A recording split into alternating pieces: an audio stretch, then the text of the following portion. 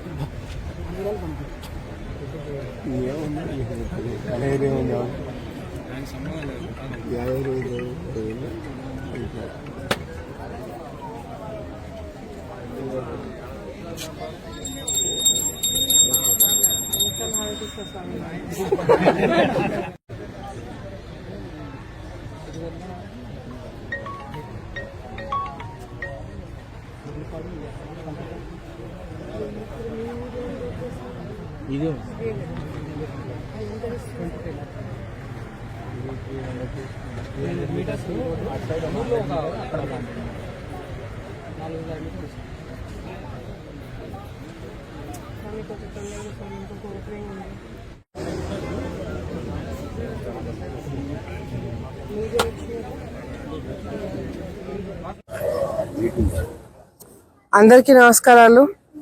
ఈరోజు రాష్ట్రం మొత్తంలో కూడా అభివృద్ధి కార్యక్రమాలు ఎక్కడైతే మొదలు పెట్టినారో, ఎక్కడైతే రోడ్లు పూర్తి చేశారో అన్ని అభివృద్ధి కార్యక్రమాలకి మరి సంవత్సరం పూర్తయిన సందర్భంగా ఓపెనింగ్లు కావచ్చు, భూమి పూజలు కావచ్చు, అన్ని చోట్ల కూడా ఈరోజు రాష్ట్రం అంతా కూడా ఒక పండుగ వాతావరణం కనిపిస్తుంది।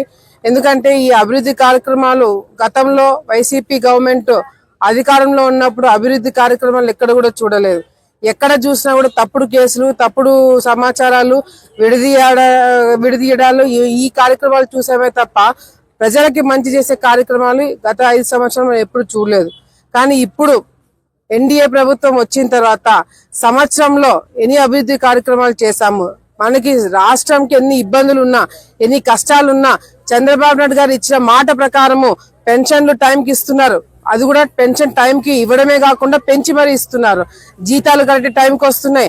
మరి అదే విధంగా ఆడవాళ్ళకి ఏదైతే తల్లికి వందనం కార్యక్రమం ద్వారా ఎంతమంది పిల్లలు ఉంటే అంతమందికి డబ్బులు ఇస్తామనే కార్యక్రమం కూడా తొందరలో మొదలవ్వబోతుంది। ఆడవాళ్ళకి ఉచిత బస్ ప్రయాణం తొందరలో మొదలవ్వబోతుంది। ఆడవాళ్ళకి ఏదైతే సంవత్సరానికి 3 గ్యాస్ సిలిండర్లు ఇస్తామో అది కూడా ఆల్రెడీ మొదలయ్యి చాలా రోజులు అవడం జరుగుతుంది। ఇట్లా చెప్పినవన్నీ కూడా చేస్తున్నాము। అయినా కూడా ప్రజలకి ఇంకా ఏం చేయాలా, పరిశ్రమలు తీసుకొచ్చి ఉద్యోగాలు ఎట్లా ఇప్పియాలా, చదువుకున్న పిల్లలకి ఎట్లా మేలు చేయాలా, రైతులను ఎట్లా ఆదుకోవాలా, మధ్యలో వదిలేసిన ప్రాజెక్టులు ఎట్లా పూర్తి చేయాలని మేము ఆలోచిస్తుంటే ఈరోజు వైసీపీ ప్రభుత్వం ఎప్పుడు బురద జల్లాలా, ఎప్పుడు వీళ్ళని వెనక్కి లాగాలా, ఎక్కడ వీళ్ళని తప్పుగా మాట్లాడి ఈరోజు ప్రజల దగ్గర దూరం చేయాలని చెప్పి వైసీపీ కార్యక్రమాలు చేస్తున్నారు।